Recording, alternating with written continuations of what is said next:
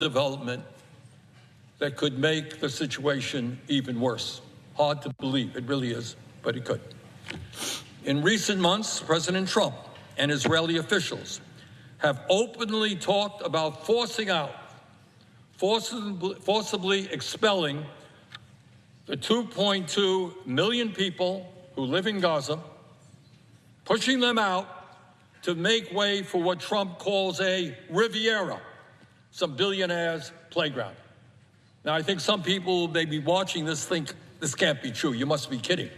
You must be lying. This is inconceivable. Pushing 2.2 desperate people out of where they live to create a playground for billionaires. But a few years ago, as some may recall, Trump's son-in-law, Jared Kushner, said that he felt, quote, Jared Kushner, quote, Gaza's waterfront property could be very valuable, end quote, floating the idea of redeveloping it. I think that many people at the time thought that was a weird and terrible joke. But it turns out that his father-in-law, Donald Trump, took it seriously. Here is what Trump has said repeatedly in recent months, quote, the U.S. will take over the Gaza Strip and we will do a job with it, end quote. Quote, we're going to take over that piece, we're going to develop it, quote, end quote. Quote, I do see a long-term ownership position. Everybody I've spoken to loves the idea of the United States owning that piece of land, end quote.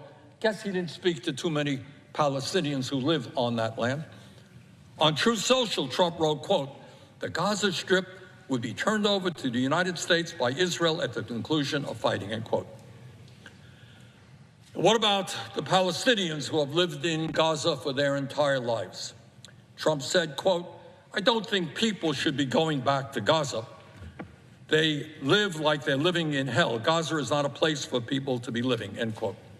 Gaza could become, quote, again, Donald Trump, the Riviera of the Middle East. This could be something that could be so valuable, this could be so magnificent, end of quote. Yeah. Throw 2.2 million people who have suffered incalculably, throw them out of the land in which they live in order to create a billionaire's playground. Mr. President, there is a name and a term for forcibly expelling people from where they live. It is called ethnic cleansing. It is illegal. It is a war crime.